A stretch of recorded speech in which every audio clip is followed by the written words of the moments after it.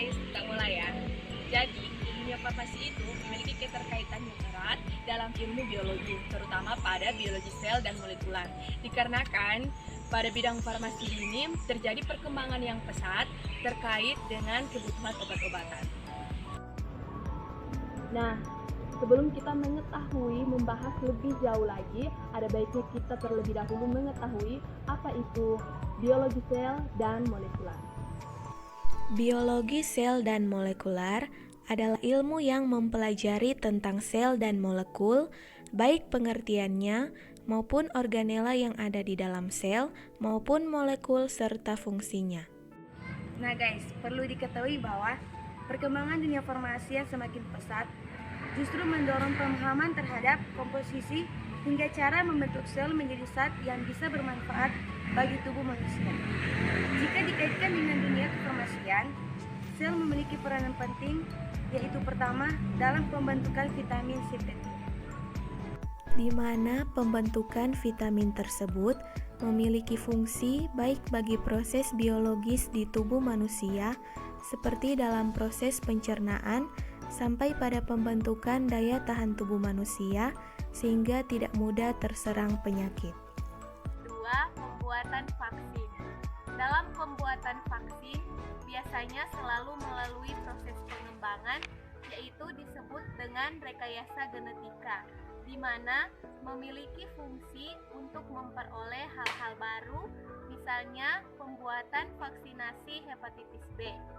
Hepatitis B adalah penyakit serius yang menyerang hati dan disebabkan oleh virus yang dinamakan virus hepatitis B. Vaksinasi adalah pemberian vaksin ke dalam tubuh seseorang untuk memberikan kekebalan terhadap penyakit tersebut. Sistem kekebalan akan mengenali partikel vaksin sebagai agen asing, kemudian menghancurkannya dan mengingatnya. Vaksin hepatitis B dapat mencegah penyakit hepatitis B dan berbagai komplikasinya yang serius, yaitu sirosis dan kanker. Vaksin hepatitis B diberikan 4 serial yang memberikan efek proteksi jangka panjang, bahkan seumur hidup. Yang ketiga, pembuatan antibiotik untuk bakteri dan jamur.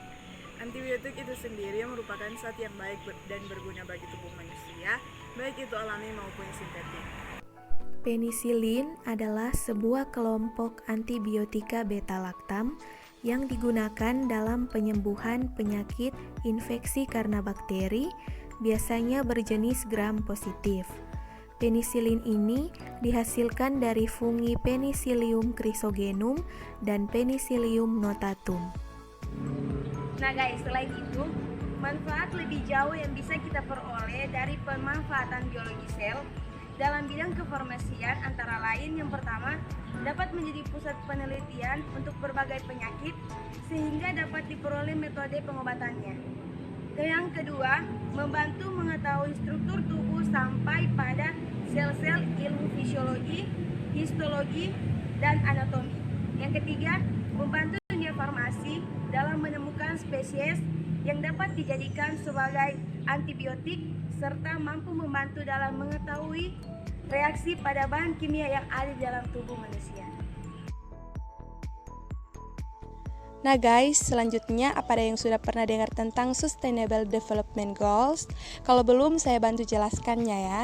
Jadi, Sustainable Development Goals atau biasa disingkat dengan SDGs merupakan suatu rencana aksi global yang disepakati oleh para pemimpin dunia, termasuk Indonesia, guna mengakhiri kemiskinan, mengurangi kesenjangan, dan melindungi lingkungan.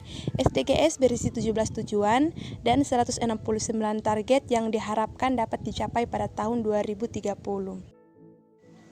Dalam rangka mewujudkan ke-17 tujuan yang sudah direncanakan itu, sebagai anak farmasi yang berkecimpung di dunia kesehatan, terlebih kita sudah mempelajari tentang biologi sel dan molekuler. Kita bisa turut ambil bagian loh, terutama dalam mewujudkan tujuan yang ketiga, yaitu memastikan kehidupan yang sehat dan mendukung kesejahteraan bagi semua usia. Terutama untuk target yang ketiga, yaitu pada tahun 2030 mengakhiri epidemi AIDS, tuberkulosis, malaria, dan penyakit tropis lainnya, dan memerangi hepatitis, penyakit yang ditularkan lewat air, dan penyakit menular lainnya. Lalu target yang keempat, yaitu pada tahun 2030, mengurangi sepertiga dari kematian dini yang disebabkan oleh penyakit tidak menular melalui tindakan pencegahan dan pengobatan, serta menaikkan kesehatan mental dan kesejahteraan. Serta target yang ke-8, yaitu mencapai cakupan layanan kesehatan universal, termasuk lindungan risiko finansial, akses terhadap layanan kesehatan dasar yang berkualitas, dan akses terhadap obat-obatan dan vaksin yang aman, efektif, berkualitas, dan terjangkau bagi semua.